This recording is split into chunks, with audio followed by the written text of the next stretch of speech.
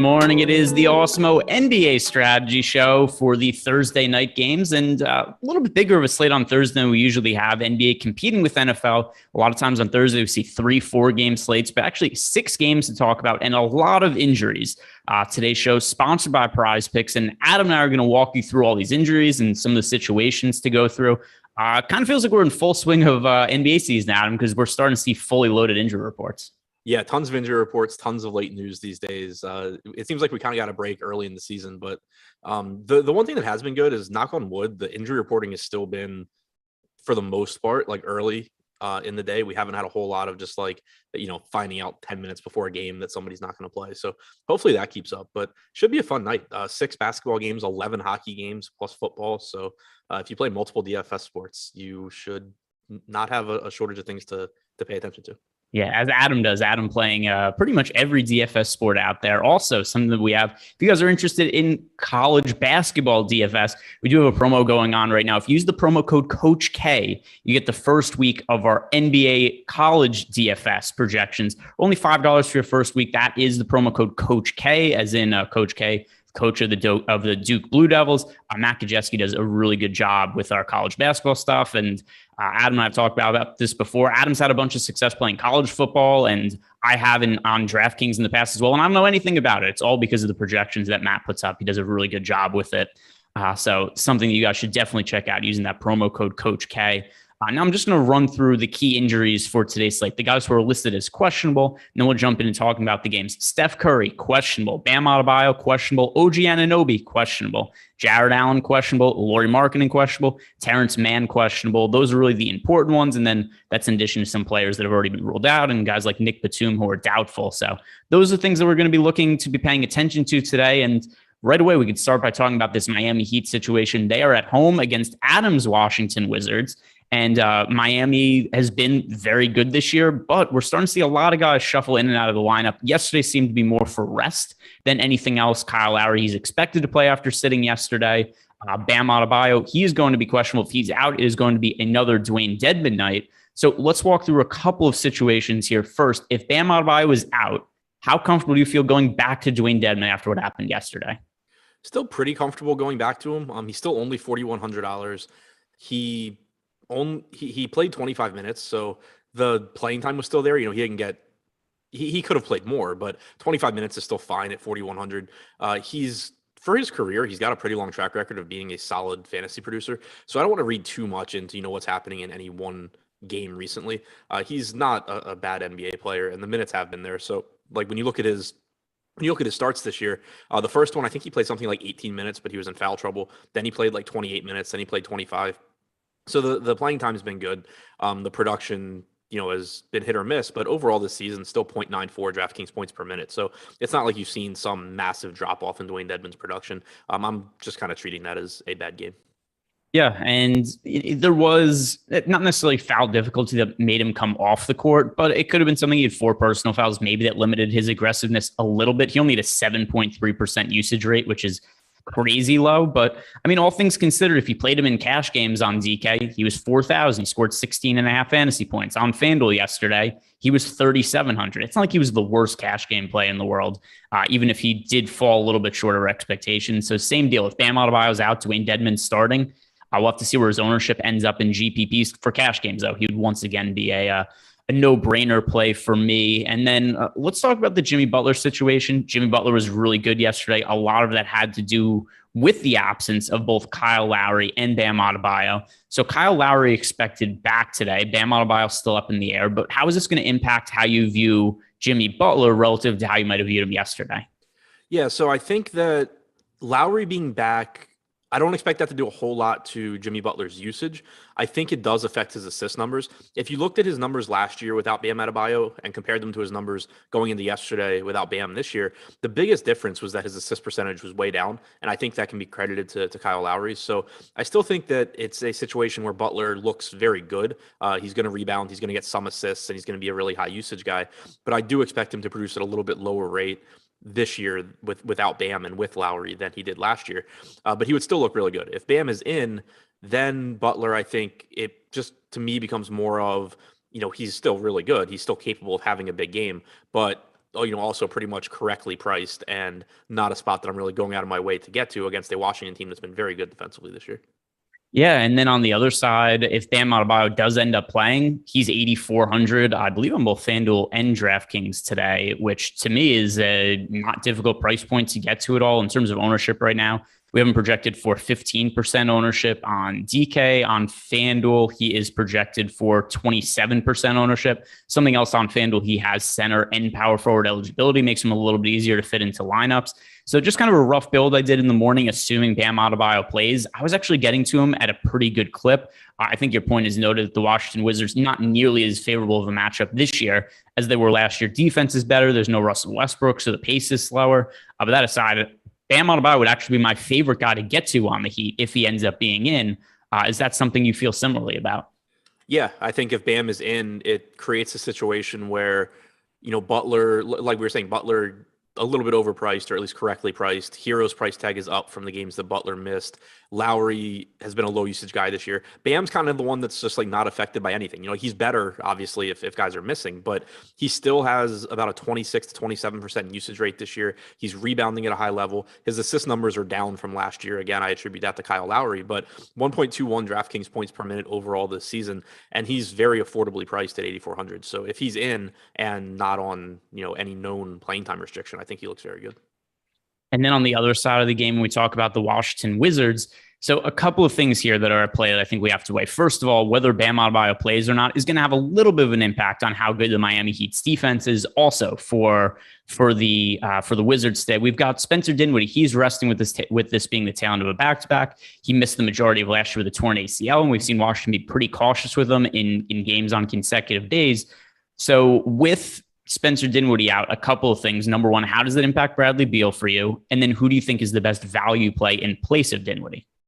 So Beal, I think, becomes a better option. I think it increases his projection. There's more usage to go around. There's more ball handling responsibilities. Whoever replaces Dinwiddie, it's going to most likely be going to be Aaron Holiday. If not, it would be Howell Neto. But neither of those are as high usage guys as Dinwiddie is. So Beal should look better. So far this year, he's played 207 minutes without Dinwiddie on the floor, 34.1% usage rate, also a 31.7% assist percentage, 1.24 DraftKings points per minute. So it makes Beal look better.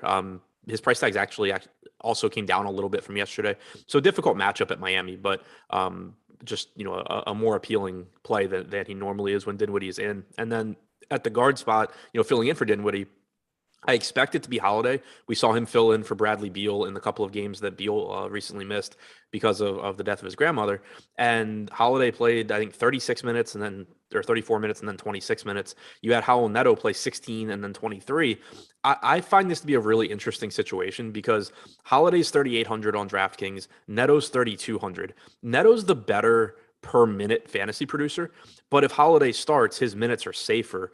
I think in tournaments, it's going to be a really interesting spot to pay attention to ownership because if Holiday starts, going under the assumption that he starts, he's going to project as a decent point per dollar value, but there's still going to be a lot of volatility there where if Howell Neto is playing well off the bench, which he is certainly capable of doing, that he closes this game over Holiday. And if you get a situation where Neto plays 22 minutes and Holiday plays 26, Neto is very frequently going to be the better fantasy option of the two and will most likely be lower owned if he's coming off the bench. So I think that's a spot to pay attention to. And then also, I think it's a little bit different. It doesn't make a huge difference because it's not like Dinwiddie's a low usage guy without Beal, but I would expect Holiday starting alongside Beal to be a little bit less productive than Holiday starting alongside Dinwiddie. Yep, I think that makes sense. And by the way, we've seen one other back-to-back situation this year where the Wizards rested Spencer Dinwiddie. Here's how they allocated the minutes in that game. And it's only one game, so is it going to be the same? Who knows? But I think it goes back to your point before about Neto versus Holiday. The last time Spencer Dinwiddie rested for a back-to-back, Aaron Holiday played 24 minutes as a starter. Howell Neto played the backup point guard minutes and played 24 minutes. They didn't play any minutes together. They just split those minutes right down the middle. Does that mean it's going to be the same today? No, but I think they're going to give Aaron Holiday the first crack, assuming he's going to be the starter. And then if Neto plays really well off the bench, I think he could be the guy who closes the game. And it wouldn't be shocking if we see Neto play 28 minutes and Holiday play 20, or maybe Holiday gets off to a good start. He plays 28 and Neto plays 20. I think there's a lot of flexibility with what these minutes are going to look like. And so, like you, we look at somebody like Neto, who's 3,200 on DK, and Aaron Holiday's 3,800. Holiday's probably going to be more popular. So I think Neto is a really good pivot play. Let me see what we currently have for ownership. Right now, we have Neto projected for actually 18% ownership on FanDuel. On DraftKings, well, Neto's actually projected for 23% ownership, and Holiday is projected for 2% ownership. All right. Okay, well, that's going to change if Holiday starts. So yeah. Sure. Anyway, and he did start last time, but so it would be the inverse. If Neto ends up being more popular, then I'd prefer Holiday. But at least as of right now, and these are also only the initial runs of ownership that just came in before we started the show. I expect that to flip, where Holiday is more popular than Neto, but that is where it stands now. Anything else that stand out to you from the Washington side of this game? Not really. Daniel Gafford had a massive game last night. Still only played 24 minutes, though. So I think it's just kind of more of the same with the Gafford-Harrell split. Either one of them is certainly capable of going out and putting up a massive game. The pricing is reasonable on both. Gafford's still 4,500 on DraftKings, Harrell's 6,200. But it's really difficult to get like more than 24 minutes from Gafford. We've seen 24 minutes in a couple of games recently, but not really going more than that. And then Harrell, playing anywhere from 24 to 28, kind of depending on how the game goes. So neither one stands out as a priority, but 6-game slate, both of those guys produce well on a per minute basis. So they're relatively high ceiling guys that you can mix in as contrarian pieces. All right, next game we have here to look at, it is the Cleveland Cavaliers at home against the Golden State Warriors. The Warriors have been absolute world beaters this year, and start of the year, they're playing an easy schedule. So a lot of people are saying like, hey, they're beating the crap out of these bad teams, but what are they going to look like against good teams? Well, they go and they blow out the Nets last time out on the road. So it looks like the Warriors, they're going to be a force this year. They're playing a very beat up Cleveland team, and it's kind of hard to know who we're going to like for Cleveland. I think this is one of those situations where we're kind of limited in the amount of things Adam and I could say about the Cavaliers right now. So like this video, subscribe to the YouTube channel. We've got the NBA Deeper Dive, Live Before Lock coming up later. But Jared Allen, questionable. Lauri Markkanen, questionable. We know that Evan Mobley is out. Colin Sexton remains out. Lamar Stevens also questionable. If there's a bunch of guys out, he's somebody who could potentially pick up minutes. But what are your takes, if any, on this Cleveland front court with Markkanen and Allen both questionable? Yeah, I mean, there's not too much that you can say at this point. Like you were saying, if Allen and Markkanen are both out, then you're going to get a similar look to yesterday, assuming Kevin Love plays on the back-to-back. If he doesn't, then it really becomes a mess. But if they're both out, then you're getting a lot of Dean Wade again for whatever that's worth. You would probably get around 20 minutes from Love if he plays. But if Allen is in, I think he looks really good, because we'd seen his playing time really ramp up without Markkanen and Love. Now you maybe have Markkanen, you maybe have Love, you don't have Mobley. So there would still be a lot of minutes there for Jared Allen if he's able to play. He's athletic enough. I assume he'd be able to stay on the floor here against a smaller Golden State team. I don't think that would be much of a concern. And he produces at a high level. So and he wasn't injured. He has a non-COVID illness. So I assume that conditioning wise and all that, he's fine. So I think he would look pretty good at 7,500. But it's just really difficult to speculate on it now, because there's legitimately like 3 or 4 different pieces that may or may not be in the front court. Yeah, and as long as there's adding other pieces into the mix, Kevin Love isn't listed on the injury report, but this is the tail end of a back-to-back, right. And Kevin Love generally sits in a lot of these situations. So I would not be surprised at all to see Kevin Love sit, particularly if we have Markkanen and Jared Allen able to play. The last time they played a back-to-back, he played 16 minutes in the front end, 19 minutes on the back end. Still limited minutes, though. So even if Kevin Love is in, which I think there's a decent chance he rests, I don't think he's going to play very significant minutes. So there is a lot of playing time to open up there. But let's just look through a scenario. If Jared Allen and Lauri Markkanen were both out, are there any value plays that you would be looking to get to from Cleveland? We've seen Cedi Osman has been priced way up. He's now 6,100 on DK. Basically takes him out of consideration. But any of these other cheap guys, whether it be Dean Wade, Isaac Okoro, that would stand out? Yeah, I think they would both look reasonable. One of the big takeaways from the rotation last night was that Ed Davis played 24 minutes. I don't necessarily think he's playing 20 plus minutes against Golden State, but the point being that they used him in the rotation. So he like knowing or expecting him to be in the rotation makes it so that like there's less minutes for Chetty if he comes off the bench, for example. $4,900 Okoro is a pretty healthy price tag as well. I think that's difficult to get to. Wade's up to 4,200. He's not a very good fantasy producer. He did play huge minutes last night. He would benefit from a rebounding standpoint if Markkanen and Allen are out again, and if Love's out, then even better. But he did play almost 38 minutes last night. If they go small here for a large portion of this game, as they certainly could, Wade would be getting those minutes at center, which is appealing. So I'm not excited about a $4,200 Wade, but I think I would get to him before I got to a $4,900 Okoro or a $6,100 Chetty. Yeah, and then the other players in the rotation that have produced well and have been fairly popular lately, Darius Garland and Ricky Rubio, I just kind of think they're priced appropriately at this point. Both of them have become more expensive on FanDuel and DraftKings. Tail end of a back-to-back fatigue could be an issue. Also, a brutal matchup against the Golden State Warriors. To me, these are just low priority plays, especially on the slate where I assume we're going to end up with a whole bunch of value to get to. So Ricky Rubio, Darius Garland, if you have exposure to them, I wouldn't say you have to take them out of your lineups, but far from core plays. Yeah. Rubio, I'd get to Rubio before Garland. We've seen in the time that they've spent playing alongside each other this year, Rubio's really kind of just been the alpha out of that group. Garland's usage goes down, his assist percentage goes down. Rubio just does everything while he's out there. So between the two, I prefer Rubio.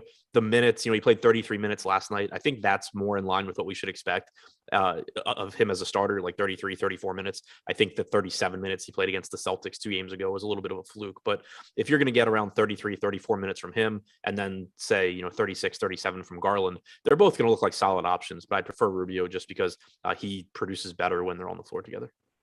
All right, now over to the Warriors side of the game. I've talked about the most important injury of the slate, and that is Steph Curry is listed as questionable to play. Dealing with a hip injury, that is the issue, and I'm not really sure if he's going to play or not. I think a lot of people just assume Steph Curry is going to end up playing through this injury, but it's early in the season. Steph Curry's had a somewhat long injury history in his career, and he's played in every game so far this year. Seems like a reasonable time to potentially give him a day off against a beat-up Cleveland Cavaliers team. So let's walk through a scenario where there is no Steph Curry tonight. I think we'd be looking at Jordan Poole for a whole bunch of minutes in the mid-range as somebody to get to. Andrew Wiggins, there'd be extra usage for him as a value option. I would really like getting to Gary Payton II, the mitten. He's seen a little bit of an uptick in playing time over the last couple of weeks. He's been playing like 16 to 20 minutes per night. And so far for the season, he's been a pretty good fantasy producer when he's been on the court. So his numbers overall, he's playing 17.4 minutes per game. Oh, no, that's where's his numbers for? Okay, here it is. So he's averaging about a fantasy point per minute, which if we're going to say Gary Payton cheap, potentially in the starting lineup, playing in the neighborhood of 30 minutes, he'd be the number one value play for me to get to if there's no Steph Curry tonight. How are you viewing this Warriors situation? Yeah, I agree with you. And also Andre Iguodala's out. So there's already more bench minutes available. Although, Steve Kerr probably just throws someone else from the end of the bench into the rotation. He loves playing these deep rotations. But I'm with you. Gary Payton's played really well this year to the point where he went from not really being in the rotation to Kerr saying, okay, this guy needs to be in the rotation. And then now he's playing, as many minutes as anyone off the bench except for Iggy. And now Iguodala's out. So either way, I actually think Payton is a viable value option. But if Curry's in, it's more of like a dart throw, hope for the best. If Curry's out, he looks great because he would be the most logical guy, I think, to slide into some more minutes. He's been productive this year as well. Jordan Poole, 32.5% usage rate without Curry on the floor this year. He would look really, really good. Andrew Wiggins has a 27.7% usage rate without Curry on the floor. So he would look better than he normally does. Draymond, I think, pretty much would stay the same. If anything, he probably gets worse because his assist, it's different when you're passing to an open Jordan Poole or an open Andrew Wiggins than when you're passing to an open Steph Curry. So I wouldn't be bumping Draymond, but I would view it as a boost for Jordan Poole, for Andrew Wiggins, for Gary Payton. And then if he's in, I'm not going to have all that much interest in Steph Curry. This is the highest price I could really remember him having on FanDuel and DraftKings. He's 11.8 on DK, 11,100 on FanDuel. The most expensive Steph Curry was all of last season was 10,800. And obviously there's upside for Steph Curry always, but this is a price tag a little bit too steep in my opinion. Am I crazy for thinking that? No, not at all. The only counter I would have is that I think Curry's one of the most difficult guys to price in DFS because his average production is good, but it's not quite as good as the other elite players. Like he doesn't rebound at the same level as Giannis, so he's not going to consistently, put up those same kind of games. He's not the same fantasy producer as somebody like Jokic, but his ceiling is just as high as anybody. Curry can just go out. He's already eclipsed 80 fantasy points in a game this year. So he's someone where it's always like if he's priced correctly for his median, then he's always like a really, really good and really popular play because he's so capable of just destroying his median projection. If he's priced more for his ceiling like he is tonight, then he's not going to be a priority. But we also have him projected for 1% ownership right now on a 6-game slate. So there's certainly the argument to just say, yes, I realize he's overpriced for what he's likely to do, but he's going to just like his good games just blow any possible salary out of the water, basically. So as long as the ownership is low, I would be interested. As long as the ownership is low and as long as I don't have to sacrifice too much to get there, I'd be interested. But I wouldn't want, if his ownership gets up to 10, 15% or something at this price tag, I would gladly just not have him. Yeah, and that's fair at that ownership, 1%. I wouldn't have an issue yet. I tend to think he's not actually going to be 1% owned. And one thing we've seen, less so on FanDuel, but certainly on DraftKings, all of the studs are really priced up now. And I'm not exactly sure what's changed in the pricing algorithm, but if you go through just all of the guys on DK at the high end of the price range, we have Steph Curry, just read off his price, where he is now 11,800. Jokic, 12,000. Karl Anthony Towns, 10,500. Paul George, 11,000. John Morant, 10,000. I'm finding it a little, and also DeJounte Murray, another one to point out there at 9,800. I'm finding it a little hard to make lineups and pay up for all these guys. Now, like we said, there's so many players that are listed as questionable on the injury report. Maybe that changes later in the day when we get all these guys rolled out. And all of a sudden it's like, hey, where are we going to spend our salary when we have all these guys who are 3,000 or 3,500 on FanDuel to roster? But at least as of now, I'm finding it hard to pay up for studs. So a little bit more balanced lineups than I've typically made. I'm not sure if you've made any lineups yet, Adam, but just kind of eyeballing the pricing. Do you think this could be a slate where we build more lineups in the mid-range? Yeah. So, I haven't made any yet, but in general this season, at least on DraftKings, I've been going more balanced than normal. And I think that it's sort of been a situation where people are going stars and scrubs more than I think that they should. I think that, over the years, it was always kind of just like drilled into everybody's head that you build stars and scrubs that gives you a higher ceiling, but it was never really articulated that the reason that was the case is because mid-range pricing was typically pretty efficient and the top end guys were typically like $1,000 less than they should be because they'd be like 11K sort of as, or 11.5 as like a ceiling for like the best players. So it created a situation where value, the cheap value that opens up is naturally underpriced because of injuries. And then the guys at the top are underpriced because that's just how the pricing algorithm was working. Now, when you have all these guys priced up, I think you could still argue that Jokic is underpriced to 12K. But other than that, Curry from a median standpoint is at best correctly priced. Same for Towns, same for George. So it's creating a situation where I think people are still just like out of habit building these lineups where they're taking the cheap guys who don't really have really high ceilings. You're just hoping they get like 28 fantasy points. And then they're forcing in these expensive guys when you can just play a bunch of mid-range guys that all are capable of going for 50 plus fantasy points themselves. So I've kind of been building that way more often this year anyway, and it's gone pretty well. But this is another slate where Jokic accepted because he is his own entity at this point. I'm not going to be like prioritizing jamming in $3,500 mediocre plays just to pay 12K for Steph Curry. Yeah, no, I'm on the same page as you. And I think the people have to look at the pricing algorithm. It's just different this year, especially on DraftKings. This is not how guys were priced last year. And for now, we just have to adjust. But the thing is, it's not like you have to hand build lineups or anything and make specific adjustments for. Like, I'm still plugging my projections in a fantasy cruncher, and that's just what comes out. I'm building my lineups yesterday, and it's getting to me a lot of Jalen Brunson, a lot of Kristaps Porzingis, which obviously was the same for a lot of the field, but that's where a lot of the value or best points per dollar plays have been this year, and not necessarily on the high range as it's been in the past. And that'll transition us to the next game of guys who are in the same kind of situation, what we talked about before with Steph Curry. John Morant, Memphis at home against the Clippers. Morant is 10,000. This is the salary point range that was kind of reserved for Steph Curry type stars in the past, guys who had really high upsides, but weren't necessarily, like you said, the same fantasy producer as, say, like a Nikola Jokic or a Giannis Antetokounmpo. Now I've got 10,000 for Morant. He's been really good this year. He's arguably going to win most improved player, or is the front runner win most improved player. I just don't want to pay this much for John Morant. He's very expensive on both FanDuel and DraftKings, and I think we're close to his ceiling price. Yeah, I think so too. And then you also have the return of Dylan Brooks, which is just not going to mean good things most likely for Morant. His usage rate in the 3 games he's played with Brooks is 28.1%, which that's good. but this season he has a 32.7% usage rate overall. He's priced at this point to have a 33% usage rate, and Dillon Brooks is just going to chuck shots. There's no like hoping that Dillon Brooks, maybe he just shot a lot out of the gate and he'll calm down. Like Dillon Brooks is going to take usage away from John Morant. There's no real way around that. So it makes it so I was actually playing Morant at this price tag pretty happily before Brooks came back. But now the combination of a difficult price to get to and the fact that I expect his usage rate to come down a bit with Brooks out there makes it pretty tough to get to him. Dillon Brooks sucks. Like, this is one of my least favorite players to watch in the NBA because he's a good defender, but he plays so outside of what his capabilities are. So, Dillon Brooks comes back from the injury list, and the Grizzlies were playing so well early in the year. They've got guys like Desmond Bane on the court, who's a good defender, just doesn't take up usage on the court. In theory, Dillon Brooks should be an upgrade over Desmond Bane. But the issue is you plug Dillon Brooks in, he's like, all right, Dillon Brooks time. And his usage rate in 3 games this year, 27.3%, 34%, 32.4%. If Dillon Brooks is going to lead Memphis in usage, they're just not going to win very many games. It's going to be an issue for their offense. So he needs to tone it down a little bit, but I'm not sure he's going to. So like what you said, he really hurts Ja Morant for me. And then kind of other guys on the roster, there's a little bit of upside always in Jaren Jackson Jr. if he could avoid foul trouble, but nobody else that I really want to get to because it does seem like Dillon Brooks kind of just cannibalized the value of everybody. Yeah, he takes usage away from Bane. He takes usage away from Morant.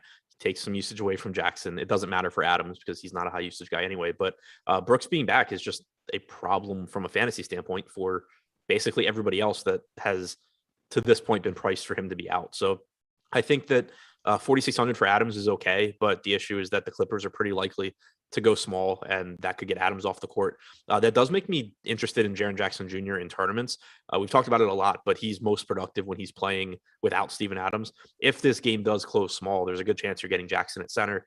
Those are productive minutes for him. So not a priority, but not projected for a ton of ownership right now either. He does have a pretty high ceiling at 6,300. Yeah, and then just to address some of the comments in the YouTube chat, this is not to say that Brooks individually is bad.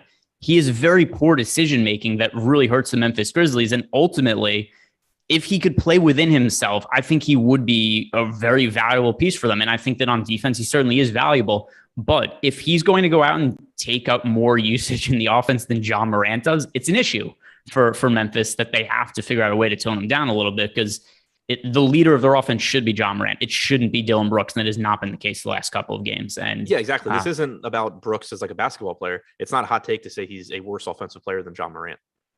Yeah, exactly. And taking less possessions than John Morant. And Dillon Brooks disagrees. Dillon Brooks, like, I'm taking all of the shots because I'm Dillon Brooks. So that's really what I think the issue is with him on court on offense. And at least for fantasy purposes, we're going to see it ultimately likely cut into the production of all these guys unless he changes his game a little bit.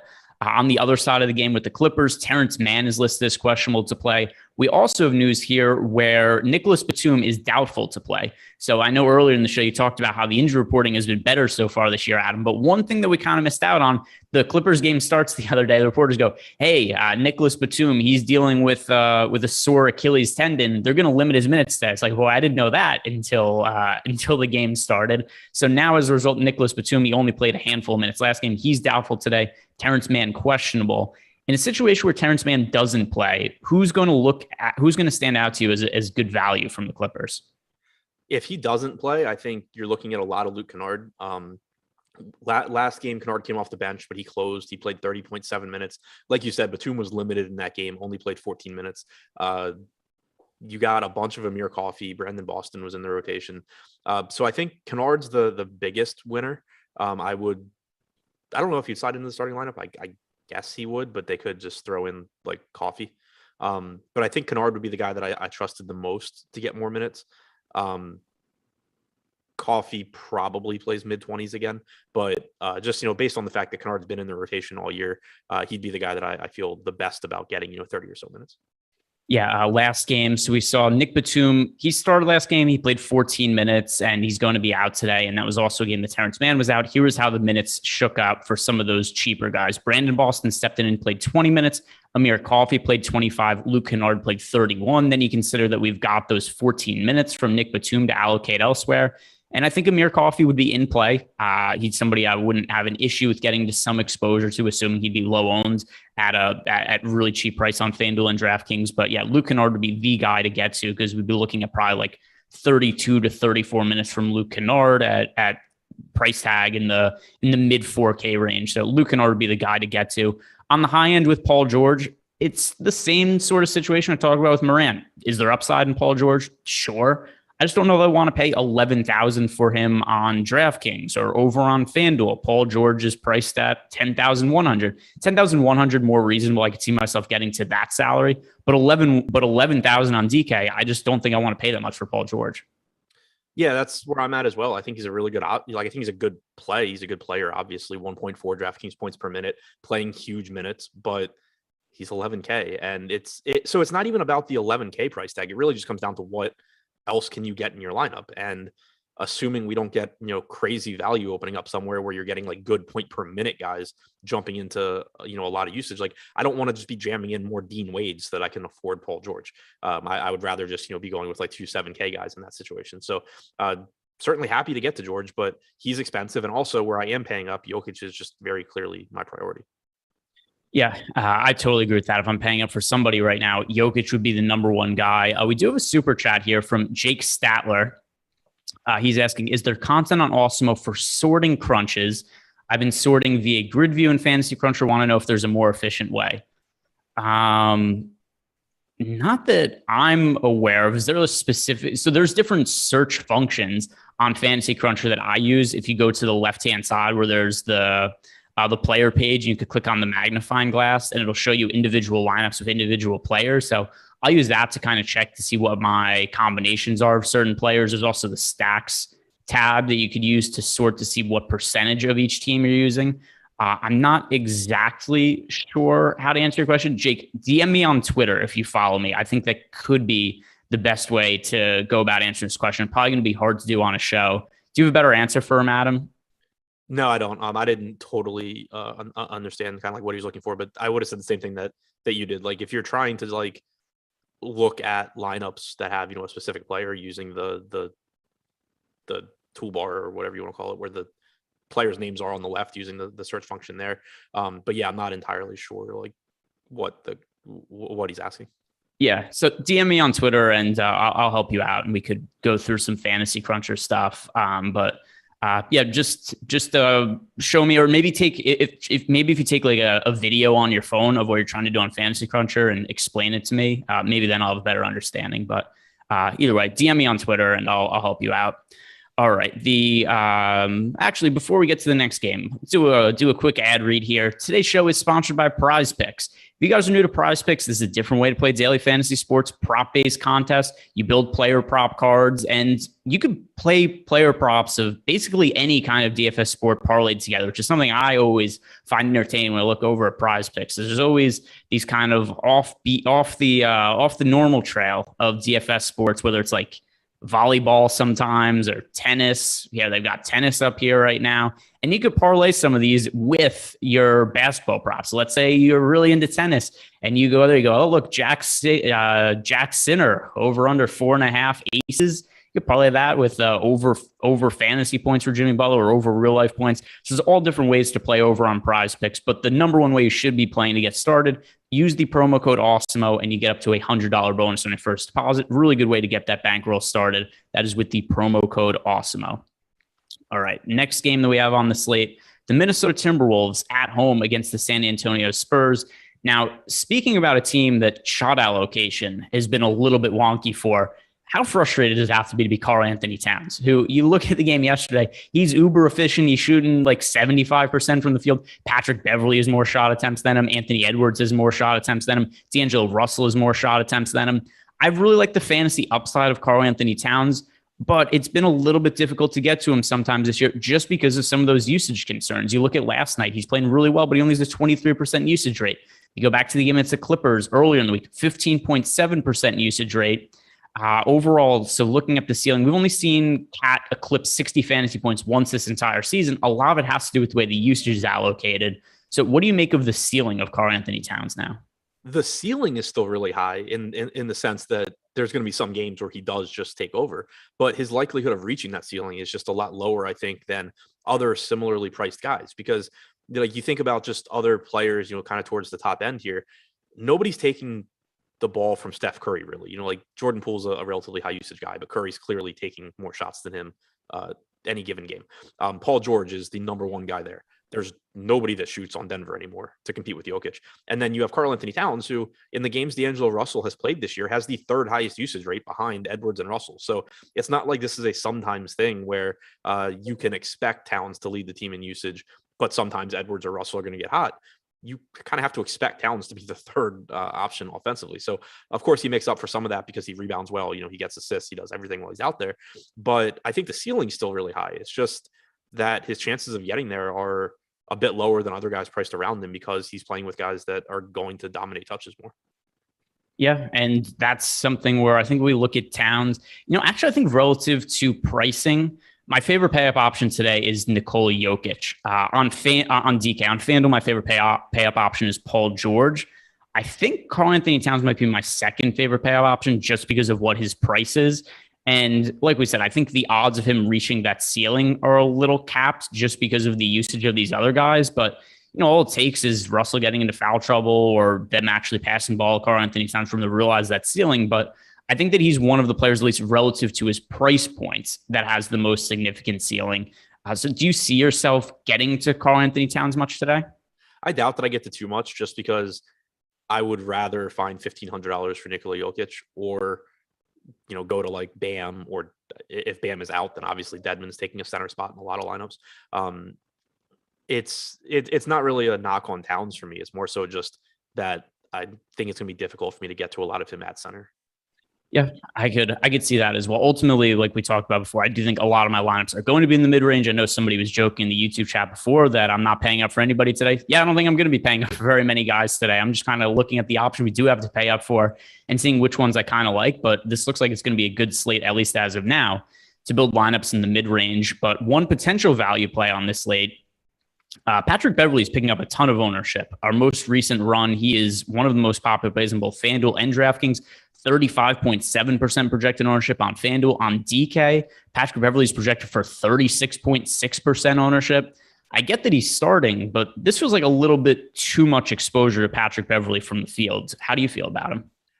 I think it's kind of a tough spot because I really like Beverley at this salary. He's playing big minutes. We saw about 34 minutes again yesterday, so that's 2 games in a row. In the 2 previous games, he'd only played 27 or 28 minutes, but those were both games where he didn't play at all in the fourth quarter because of garbage time.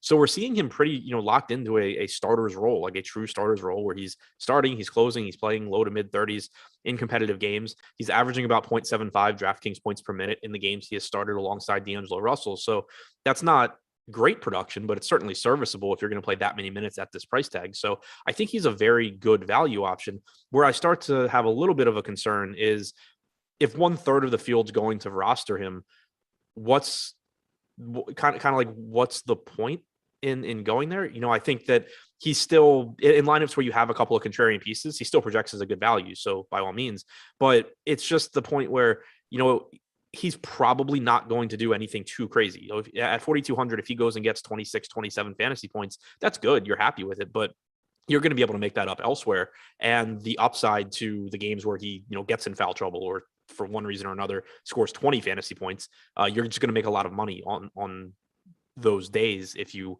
don't have that much Beverley. So I am pretty sensitive to the ownership on him. I think he's a very good point per dollar value, but I do think that, the ceiling is kind of muted when you're talking about sharing the ball with D'Angelo Russell, Anthony Edwards, and Karl Anthony Towns.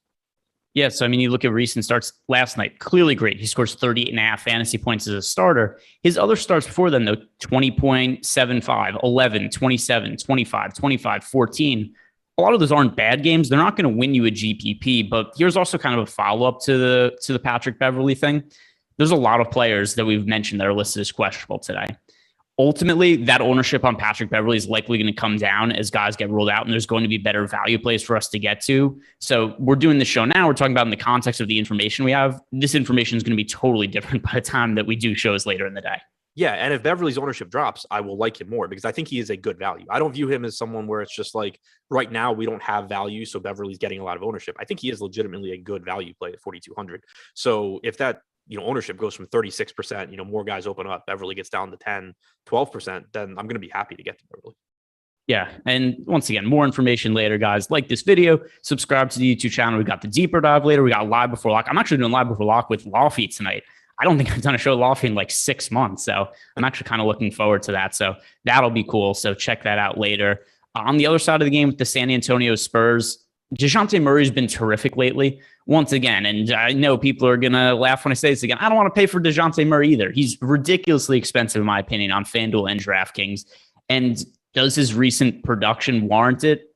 I guess he scored over 60 fantasy points in back-to-back games.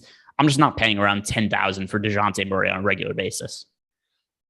Yeah, I mean, I love DeJounte Murray, but it's still, it's just not difficult to find guards in or players in general in the 6 to 7 to 8K range that are capable of getting you 45 or 50 fantasy points. So yeah, Murray's ceiling probably still a little bit higher, but he's really expensive. I don't mean it in the sense that he is too expensive. I think if he were cheaper, he would just become massively popular. He's averaging over 1.3 DraftKings points per minute this year. He's playing 35 to 36 minutes in competitive games. He's in a good matchup against Minnesota.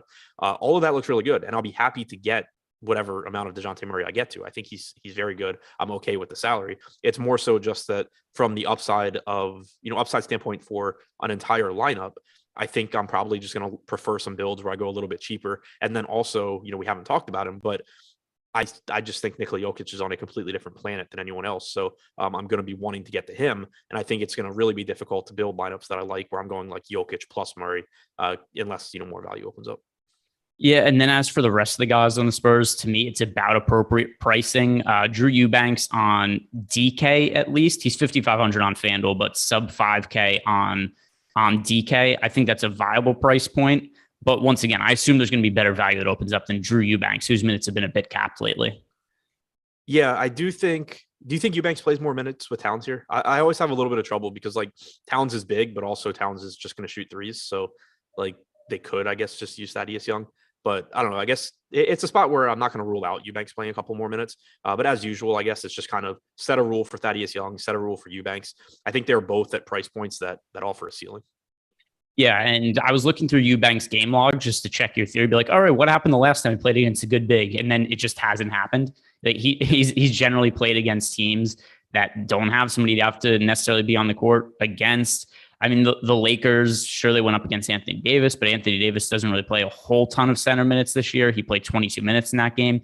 Every start this year, he's been between 21 to 24 minutes. So I think that's probably the most likely outcome. Your point about him going up against Towns and potentially needing to play more minutes, that is taken, but we haven't really seen that happen yet. So we'll see. But either way, there's going to be a bunch of value that opens up today. And then I presume that I'm not going to be interested in anyway. Yeah, I agree with that. And I think also, sort of rotating through the cheap wings, Vassell at 4,500, Walker at 3,600, McDermott at 3,800. Pretty difficult to pinpoint which one of them does well, but they all have a path to playing, 28 to 30 minutes if they are playing well. All right, now we get to talk about the pay up option. You and I actually both like on this slate. If I had to pay up for one guy, it would be Nikola Jokic. Michael Porter Jr., he remains out. Will Barton, he is not expected to play, injury to Jamal Murray as well. There's just nobody to take shots from Jokic. He's the one that I feel paying up for makes the most sense to handle FanDuel and DraftKings. I'm not going to force it, but wherever I have the salary to, if a bunch of value does happen to open up, then Jokic would be the guy to get to here. Paying up for Jokic, especially against a Philadelphia 76ers team that's a little beat up right now, easy way to go in my opinion. Yeah, he's just fantastic. He's like a 1.8 plus DraftKings points per minute guy since last year without Porter or Murray on the floor. This year, it's been even better. He's just unbelievably good. The matchup doesn't concern me. Overall this year, 1.76 DraftKings points per minute, and that's not just filtering out Porter and Barton. He's played 103 minutes now without either of them on the floor, 1.91 DraftKings points per minute, 38.6% usage rate, 40% assist percentage, 25% rebounding percentage. He's just a totally different player than anybody else. And then from a value standpoint, I like getting to Bones Highland. He is expected to play today, and he's been pretty good from a fantasy perspective this year. He is scoring over a fantasy point per minute. He's cheap on FanDuel and DraftKings. He got hurt last game against Dallas, was dealing with an ankle injury the last time he was in there, but games before then, scores 30 fantasy points against the Hawks, 32 against the Trailblazers, both in limited minutes. No Will Barton today. Do you think that Bones Highland is a good value play? Because he's actually my favorite guy who's sub 4K to get to on DK right now. I think he's a good value play. I do want to pay attention to the ownership there, though, just because I think Denver can go so many different ways with his playing time, or with the bench playing time in general. But he is the best per minute fantasy producer that they have off the bench. So at 3,400, I do think he's a good value. My only hesitancy is people have been really excited to jump on Bones Highland, bandwagon here. And so he's not someone where, like he's getting tons of ownership that I'd want to get to. But right now he's projected for 14%. That seems completely reasonable to me. Yeah, so Bones Highlands is sensible. And then I look at some of these other guys too. Aaron Gordon, Monty Morris, Jeff Green. I think these are all good points per dollar plays, especially when you look over on the Philly side of the game. And, I think there's a massive dip in the defense, which is an understatement. But when you have Andre Drummond starting at center instead of Joel Embiid, that just creates for a fairly crappy Philadelphia 76ers defense on the whole. So I think really the Denver Nuggets, this is my favorite team to target today. Yeah, and I really like Monte Morris here. He benefits from Barton being out and Porter being out. He's played 73 minutes so far this year alongside Jokic without Porter or Barton. He's been a fantasy point per minute guy, 21.9% usage rate, 21.2% assist percentage. He's still reasonably priced. He played 37 and a half minutes against Dallas. We had typically been seeing him play 30 to 32, but knowing that he can play more, that's at least in the range of outcomes, makes him look even better, I think. So he's someone that I think tends to go overlooked because normally there's like just someone else that steps up as a high usage guy for Denver, but all those guys are out now with Barton out and with Porter out, Murray obviously being out. Aaron Gordon's not a high usage guy. Austin Rivers certainly isn't doing it. Jeff Green isn't doing it. So Jokic is, clearly taking most of the possessions, but Monte Morris gets a bump here as well.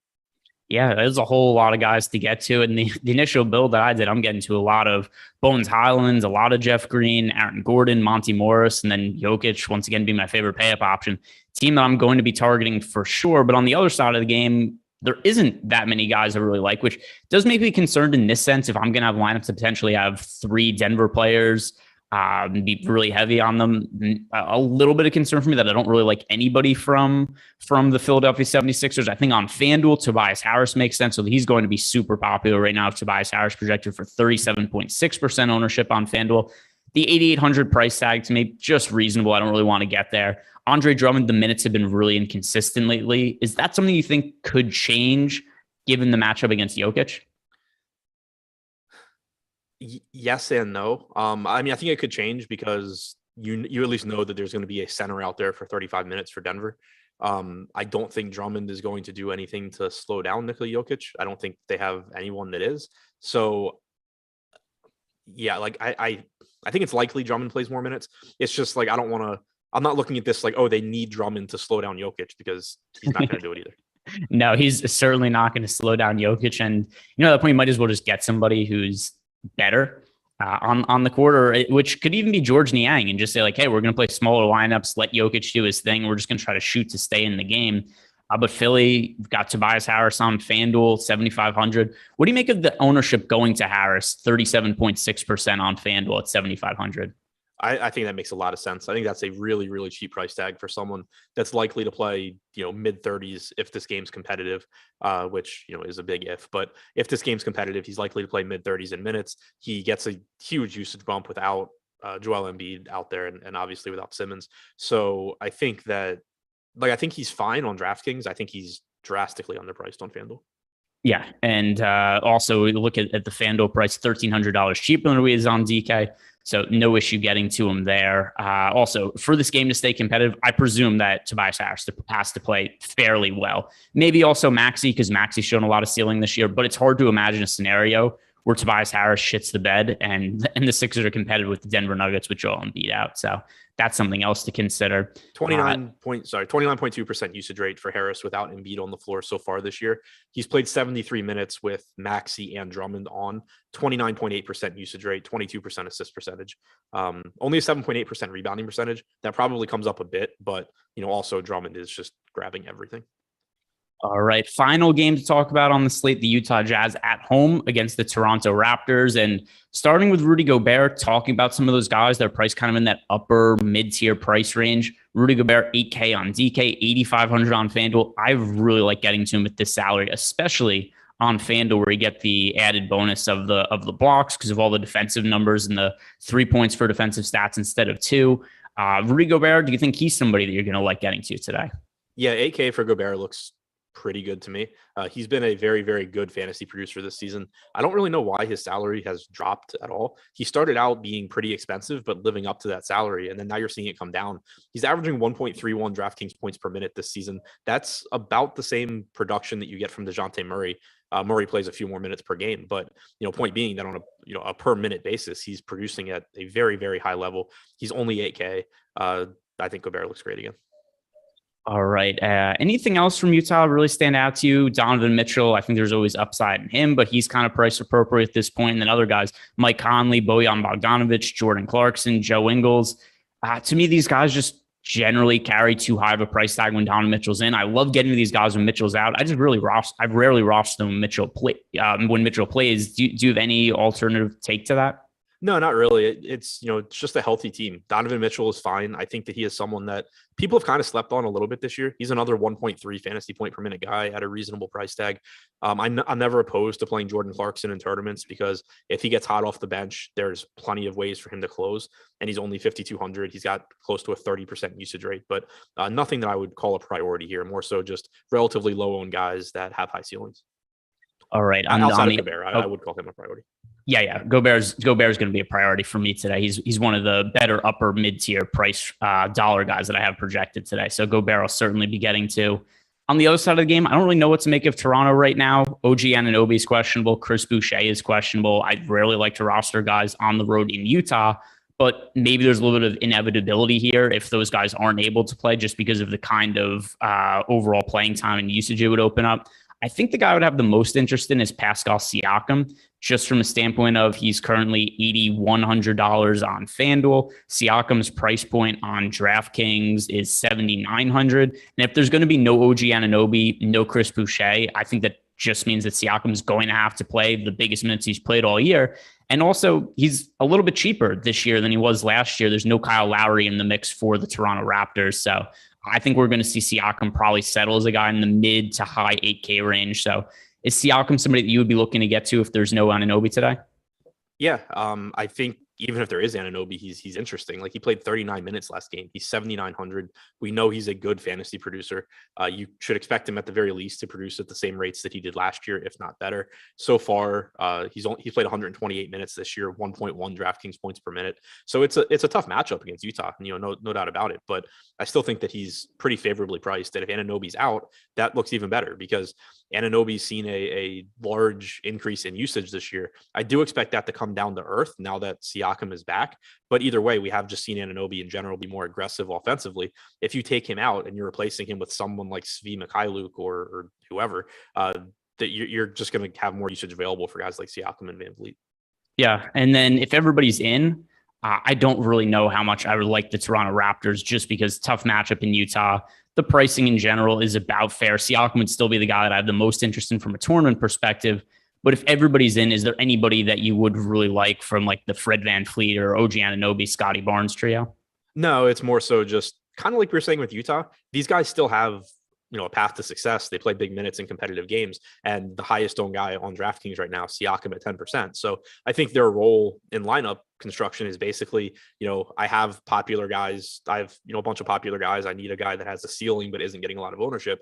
Mix in some VanVleet, some Barnes, some Siakam. But none of them would stand out as priorities. And one thing I forgot to mention on the Utah side, I mentioned, being interested in Jordan Clarkson in tournaments. I do want to pay attention, and it's not I can't do a whole lot with it today, but I do want to keep an eye on what his usage rate does with Rudy Gay back. Gay is probable tonight. If they're running Rudy Gay with the second unit, like in place of Eric Paschall, there's a chance he cuts into Jordan Clarkson's usage. Okay. Yeah, I think that's a fine way to look at that as well. I wasn't really thinking about that too much. That is going to do it for us, guys. Still a lot of content coming up on the YouTube channel. Also a lot of free content over at awesemo.com today. The ownership rankings, those are free. Of course, Adam's deep dive article, that is always free. That is a really comprehensive way to look at the slate. And there's going to be a lot of injuries. And when we get updates later in the day, that'll be stuff that Adam will be able to write about more in detail. So if you want more of Adam's thoughts, be sure to check that out for free. Other than that, guys, subscribe to the channel, like the video, and good luck today.